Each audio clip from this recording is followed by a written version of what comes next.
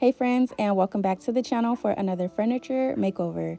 So I'm really excited to be here today. So, I've been gone for a while. I just had my baby back in December, and now it's January and I'm ready to kick off the year with just some amazing flips. So I think that this actually took my work up a notch. I'm really proud of this piece, and I would love for you guys to stay tuned until the end, and I hope you guys enjoy. So let's just jump right into the video.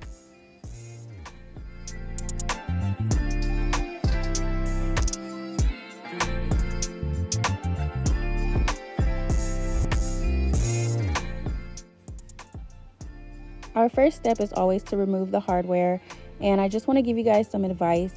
One thing I would definitely have done differently, and I encourage you to do if you are flipping furniture, is to try and avoid removing door hinges. They're really a headache to put back together. They're very particular to each piece. You have to make sure you label everything, and even in my case, I did all of those things and I still struggled in the end. I definitely should have just left them on. I definitely had a different vision for my nightstands, which is why I took them off in the first place. But I ended up changing the vision along the way. And in hindsight, it would have just worked out better if I had kept the doors on the hinge and everything intact. So that's my advice for you.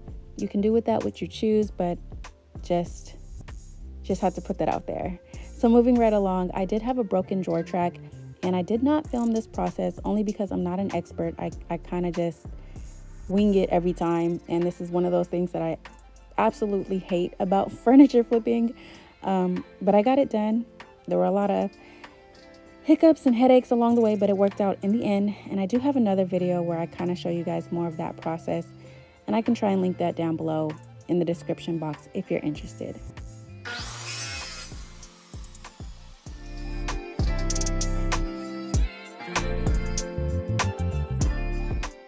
Okay, so next it's time to clean our piece. This is something I definitely encourage, especially if you want your paint to adhere to the best of its ability. And this is just something I never skip, but I do like to switch up my products every once in a while, but mostly I like to use Dawn dish soap. I can never say that, but I like to use this only because it's very affordable. You get this at the dollar store, and the only thing is you have to come back and rinse afterward versus maybe a TSP substitute.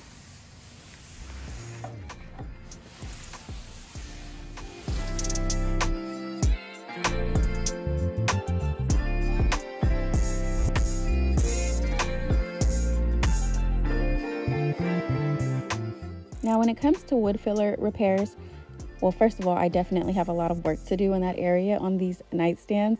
But when it comes to these types of repairs, I love to use Bondo because it dries rather quickly. And sometimes your other, like your putty type of wood filler, that can take up to 24 hours in some cases. And especially now that it's cold outside, I don't have time for that. And so Bondo is a sure way to guarantee a nice hard finish in a short amount of time. The only downside is you can't stain Bondo, but in this case I'll only be using paint, so there's no need to worry.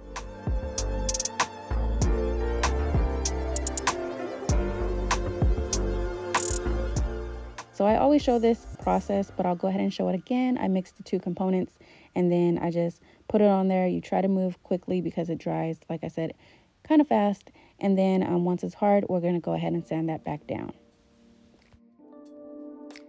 So now it's time to sand our project.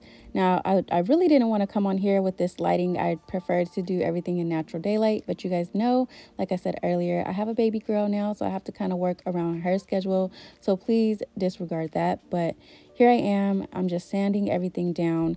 Now, I like to use a 120 grit when it comes to scuff sanding. I did happen to do more of a deep sand on the top of these nightstands, and I started with an 80 grit, working my way up to the 120. And yeah, everything just went pretty smooth in this area. I'm pretty sure you guys kind of get the concept. Just remember to let the electric sander do the work for you. Don't put too much weight and pressure on it. And always remember to wear your respirator mask.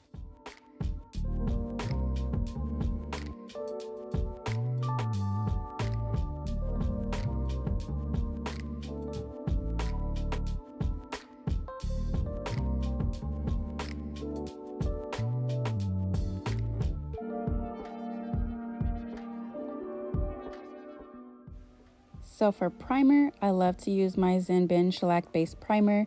And this is a stain blocking, tannin blocking primer. So that's awesome. And what else should you know? You should know that it has a very strong smell and that it can be difficult to clean, especially if you're using a paint gun. So I always just, when I use my paint gun, clean it out with ammonia and kind of just spray it through. And it seems to work well. But on today, I decided to use a roller, and I'm so glad that I did. I did this for a couple different reasons. Nothing that really affects the project or will benefit you all. It was just personal choices for me. But I'm really glad that I did. It kind of reminded me how much more smoothly this process can go, because after you're done, you just toss the roller or put it in the refrigerator. So anyway, it worked out really well. I found that I used a lot less product when I rolled it, and because I had a lot of straight edges, it just was a smooth process. Now, if I have something more curvy and detailed, I'll definitely opt to spray, but I just rolled on a quick 2 coats of this, and mwah, chef's kiss.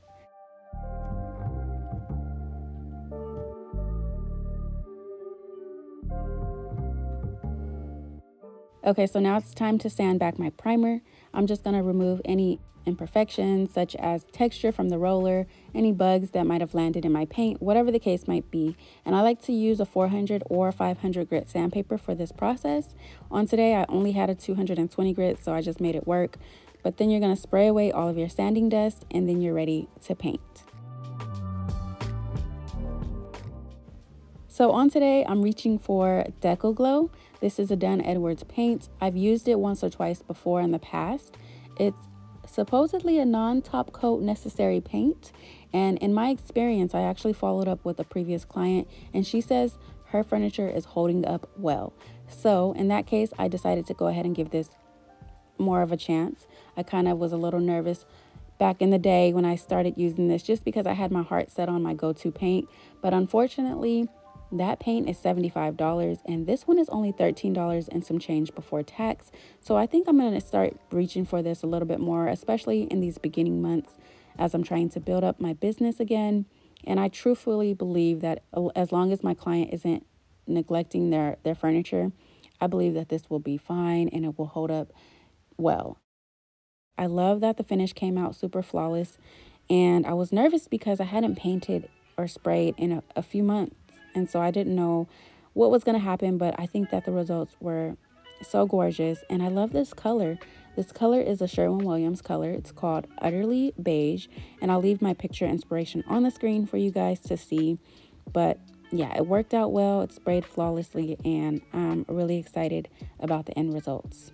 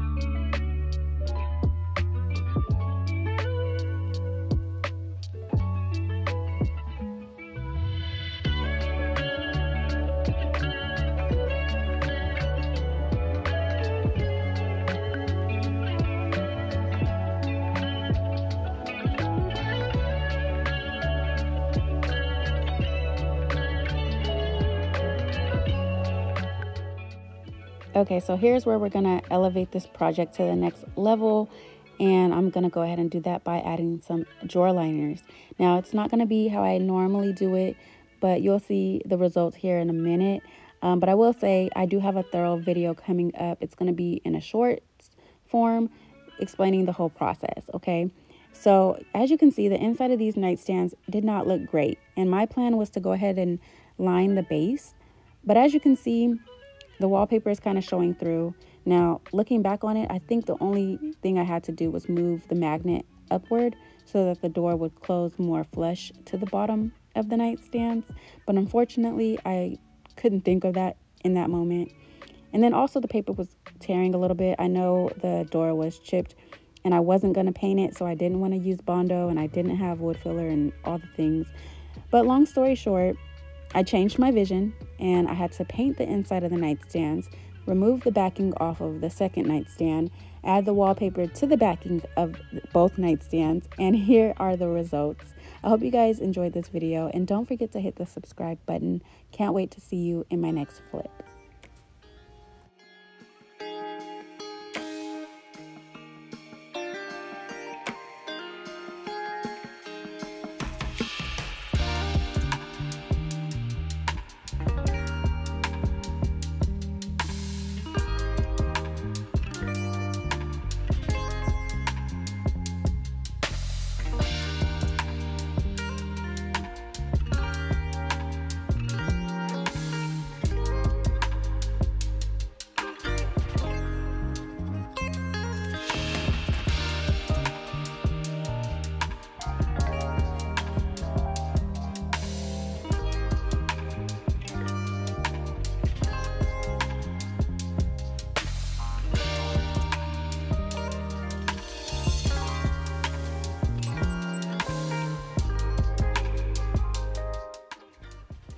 Okay, so I wasn't sure about sharing all of this information, but you guys are my girls, so I want you guys to know that I did list these nightstands at $300 and instantly was flooded with inquiries.